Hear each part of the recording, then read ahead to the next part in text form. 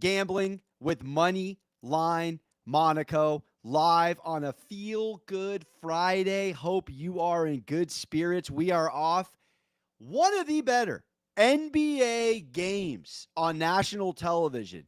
Knicks, Lakers, Natty TV, stars galore. Shout out Larry David, courtside, did not extend his feet. All while the Shaq episode, one of the most underrated episodes in television history. This was box office television. We send our best well wishes to Jalen Brunson. And for those joining me, I'm going on my fourth year hosting a betting show on MSG Networks called The Better Half Hour. We have a show later today. And we are not doing a deep dive, believe it or not, on the LA Lakers or the New York Knicks on the show today, nor on this Moneyline Monaco podcast. We're actually going to be breaking down and talking out. Now, this is opinion, but there's also a real fact. The Oklahoma City Thunder, as we sit here, get ready for all things the madness of March, the tourney before the tourney, everything locked up, Pat Riley-esque as far as what you can say. Can't say that word, those two words, as far as the tournament. But we're in all-out basketball mode right now, despite talking Aaron Rodgers yesterday. And I just want to point out to you, because the NBA betting market, not only is this a day-to-day live market, very crypto-esque compared to the NFL, a little more. NFL's a little more stock, slower drip. You obviously have line movement throughout the week, but we are every day in the NBA having to wait almost, in many cases, to the 11th hour to ink a ticket if you want to play winning basketball as far as bets night to night. And we're in a unique instance here, and I got the numbers, where some of the top NBA teams are also some of the top covers in the NBA. Now, and this doesn't happen very often, Cleveland and Oklahoma City are at the top of the against the spread list. Now, if you've been following Oklahoma City Thunder basketball, and that's what this podcast is about, I'm about to talk you out of the OKC Thunder. Out. They're the second best cover in the NBA to Cleveland at 40, 21, and 1 against the spread. Oklahoma City is 36, 23, and 4. That is utterly remarkable from an against the spread perspective. And it's 61%. Again, you want to see how I've aged like I'm in office over here, host a daily betting show for 4 years. I'm rounding out my first term. But what we're watching in today's NBA, most importantly, which I want to come on and talk you out of, is we're watching a little bit, and I don't want to call it fugazi, but this is a mail-it-in NBA regular season now. I'm in my early mid-30s. I've seen enough ball to tell you that what the NBA season has become, in the center of gambling, by the way, is a league you can make the case, at least first half of the season, these guys are not necessarily playing all out, night in, night out ball. Now, you want to take a Tibbs Knicks starting five? I'll put that in a one-on-one category. I watch every minute of Knicks basketball, and they are not a team that I'm explaining most cases night in, night out is what you're getting. You're getting a smorgasbord of pump fakes and flat out objects in mirror might not be as they appear. Let's take a deeper dive. There's several teams, and you can make the case over the last few seasons, you've even seen this. It happens every year. And this is not an NFL thing. This is not a Major League Baseball thing, and it's certainly not a hockey thing. Those guys are dripped in DOG, and they're showing up and showing out every single night. The NBA, where everyone is fed, all right? It's what it is. Everyone is fed. Everyone is friends, except for a couple of outliers, and everyone is set. So the idea to the average human being that you're going to sit here as a fed person, multimillionaire, loaded, maybe your legacy's locked, maybe it isn't, but you're on one of these teams. Let's call it a Clippers. Let's even call it a Lakers. We could call it a Nuggets. We could go over the Eastern Conference. You could talk a Boston Celtics, certainly. Whether you're a team recently or a team in general that's been to the mountaintop, you just approach the regular season differently. Now, when you're an Oklahoma City Thunder, when you're a Houston Rocket under Ime Udoka, when you're over there in Disney World land with Orlando, do I even dare say a Taylor Jenkins Memphis Grizzlies club? You are in a different frame of mind. You've won nothing. You don't have a decorated resume. You don't have playoff history. And so you have to prove your worth in the regular season. You have to scratch, crawl, fight, up standings, up talking points on national television. We're talking about a Thunder team here as we now get into it. That has been so unbelievably impressive in this season that it almost makes you believe they're going to buck history. But I'm here to tell you right now, you are sorely mistaken if you think, and I got it right here, and again, these guys are a little bit older than the beginning of the season, but you go back to when the season tips off, October, obviously, of this past year. The average age for an Oklahoma City Thunderman was 24 years old. 24.148 years old, to be exact. Now, if you follow my show, you watch how I think. I'm big on metaphors. I'm big on psychology. I'm big on life, how it imitates art, how it imitates sports. What we have here is fascinating, all right? You got an MVP narrative. Mr. Foul Merchant, they want to rip Jalen at 6'1" for going for fouls at 6'1", but God forbid we upset the SGA homers of the world for going for free throws, all right? The reality is SGA is carrying a team that is nowhere near, according to history, what they need to be able to compete for an NBA championship. Now, the youngest team in the history of the NBA, and I got it right here, to win an NBA Finals at the ripe age of 24 years old median. You got to go back to your dads, your moms, maybe their high school days, pending when you came out, maybe even your grandparents, the 70s. You got to go back to the 70s. Shout out the late Bill Walton, who chose San Diego as his place of residence in his later years. 1976, 1977, Portland Trailblazers basketball. Youngest median age. Now, let's go top 10. Let's go top 10, okay? So a lot of before we were born. There's one team in our era of basketball. One team. One. 2014, 2015 Golden State Warriors. I'm here to rile up the entire hashtag Thunder Up organization. All right? Because what they've done, what Sam Presti, the rebuild, they're the better version of what the Nets on so many levels have actually done pretty well, which is reshuffle the deck and go for it. This was a team that, again, went for it. OKC went through a Chris Paul era.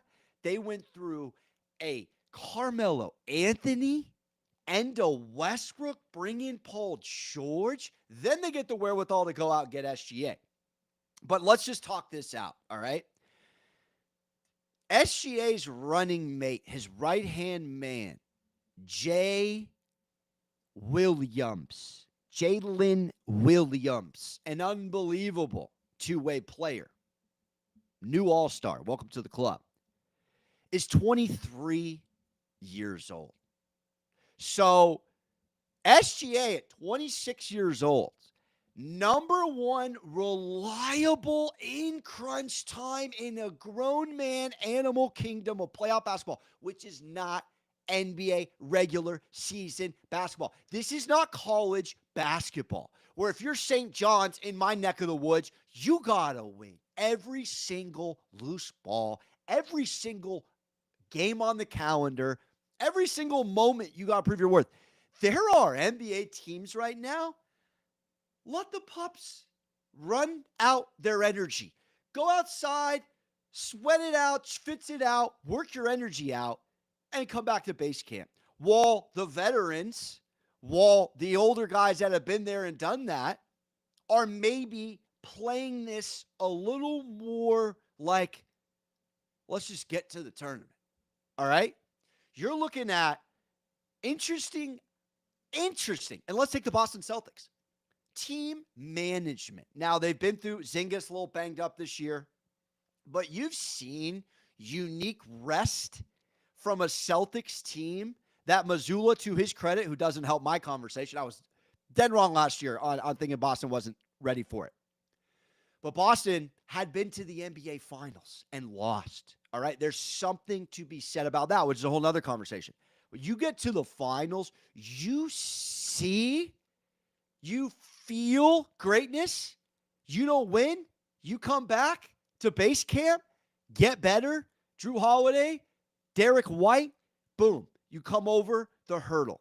The best basketball story that's half a year away is the Oklahoma City Thunder, this year's team, falling short, going out and trading Kevin Durant back to the team that he started, and then they can move forward in NBA Finals history. Until then, let's keep the conversation going.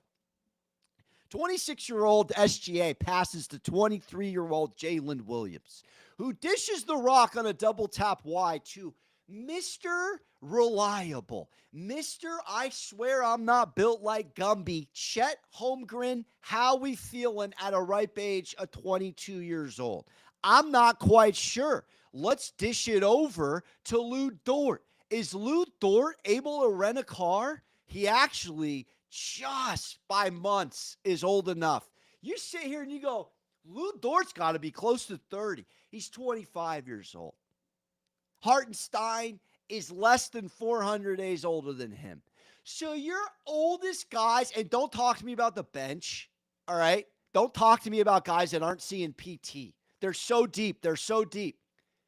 In April, when you're playing the Nuggets on the road, and you got to rely on a 22-year-old or a 23-year-old that's barely an all-star, that's banged up, Jalen, Chet, nobody wins an NBA Finals on their own. You want to take Giannis from a couple years ago when he beat the Suns, similar age, Drew Holiday, Chris Malcolm in the Middleton, different scenario. You can make a big case. That was a much different scenario. I cannot tell you at minus 135 to punch an Oklahoma City Thunder ticket when you got a Western Conference standings in early March getting to mid-March that's packed like the 405 in LA at 5:30 Pacific. You think I'm kidding? There's 4 or 5 teams that can take down the Oklahoma City Thunder in a best of 7. I wish I was kidding. The LA Lakers, top of mind. The Denver Nuggets, right next to them. You got to remind yourself, and this year they didn't even need Luka. The Mavs, before they Nico Harrison cooked themselves, have taken 3 of 4 against Thunder this year. 3 of 4. The Thunder didn't have enough last year against the Mavs. This is such a different style of basketball. You're not going to get an SGA double-digit free throw bailout. The Merchant, who you aren't even connecting the dots with. The guy gets so many free throws. It's disgusting. And he's not 6'1". All right? It's a much different conversation when you're the size of a small forward getting cupcake point guard calls. He's great. He's great. He also averages under 7 assists. So now you're talking about a point guard secondarily, because I really am onto something. That's not exquisite. That's not top of the NBA at getting his teammates involved. How many assists, double-doubles does SGA have? Why am I getting nitpicky about this regular season with the Thunder? Because it's not going to carry over. Let's just say this. T-Wolves dance against the Mavs, Clippers, Kings, whoever the four teams are in the play-in. So now the Thunder got to handle a Western Conference Finals team, potentially, with nothing to lose, with a pissed-off Anthony Edwards, and you got to dance against them to start the playoffs. Then you got to deal with real defense with Houston, a seriously deep Memphis team that we've slept on all year, a Nuggets team that mentally can beat anybody this season. I like a lot of what I'm seeing out of Christian Brown. We're a long ways away from that championship Nuggets team. But in all seriousness, Jamal Murray, if he can get back to playoff Jamal, a little bit of a spurt there, you got to take the Nuggets as a decorated champion, as a serious threat. Then you got the one-loss Warriors team with Jimmy Buckets that we don't even know. We aren't even fully aware of how lethal that big three can be, coached up situationally on a short run. And on top of all of it, there's some other ruffle-the-feather teams that just don't make it easy. So we're sitting here with a team that, again, is very good at home, that is very good against the spread, that is deep. But it's the regular season, all right? 9-10 guys playing, real minutes, always down to 6 or 7. Crunch time numbers, close game numbers. SGA's getting away with multiple 40-point outings. What I'm basically concluding with is this. SGA, Shea, will have to play such above-the-rim, lights-out basketball for this Thunder team to win it all this year. We're talking about one of the greatest runs, if he pulls this off, in the history of the sport. Now, he is your MVP, but he's also averaging less than 7 assists most nights. He's your MVP, but he's also dealing with the youngest team in the NBA who's won nothing. He's your MVP, but he's also dealing with a revitalized, lethal Lakers, best in the West in the last 3 weeks team, a rejuvenated, revitalized Warriors team. And that doesn't include what Anthony Edwards and the Timberwolves could come out of nowhere and be. That doesn't include what a Rockets team, if a Rockets team just comes in, loses 4-2 to the Thunder in the second round, but makes them sweat a full 66 games, that's not nothing. It's not nothing. And there has to be something that is connective tissue with the youngest team in the NBA ever to not win a ring, juiced at minus 135 to win the West, and what the history of basketball tells you. The history of basketball tells you there's been one team that's under 25 years old over the last 2 decades that has climbed this mountain. We're also talking about LeBron James, the most decorated scorer in the history of the NBA, partnered with the leading scorer in the NBA playoffs at around 30.6, if I'm not mistaken, in Luka. It's just uncharted territory. So to end this soliloquy, am I anti-Thunder? Of course I am. I don't like the Thunder. I got no affiliation with the Thunder. I like to hate on the Thunder. Am I a hater? They're 26-4 at home. They're unbelievable. They're great for the sport. They're non-household names winning basketball.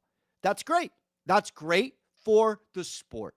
But if you think a 51-11 team, 51-11, who really has not gone through a lot of adversity this year, is just going to skate through the animal kingdom, the hierarchy of this Western Conference, in the cafeteria where the Thunder get their meals, they're sophomores, okay? LeBron's a senior on campus. Jokic is a senior on campus. There are so many Steph Curry seniors on campus telling the Thunder to go get him some Napoleon Tots and a power raid and say, put my tray above the trash. Thanks for getting my meal. Welcome to the league. That's what's going to happen in the playoffs, metaphorically. And we want to believe in the Minnesota Vikings with Sam Darnold. We want to believe in these regular season stories. They happen all day long. The playoffs are different. The playoffs are series. The playoffs are adversity. The playoffs are real defense. The playoffs are won on the road. Minus 135, one of the most egregious lines I've ever seen in the history of futures, in the history of betting NBA basketball. The youngest team in NBA history who's won nothing is laying 135 to win 100 after winning 3 series. That's a fleecing. You're better off doing your due diligence. Timing is everything. Is it the Lakers? I'm already on the Lakers. I've inked over 30 to 1 on Lakers and Warriors eons ago. Minus 135. I'm out of here. Moneyline Monaco. Fade the Thunder. Thunder down. To make a severance reference. Regular season Thunder are on the inside. They don't even know what it's like on the outside, where they're in Audi dancing with the Goliaths of the real world. That is playoff basketball. Absolute must-fade mission. It's anyone but the Oklahoma City Thunder. I will see you at the window, and I will see you on the next Moneyline Monaco live podcast.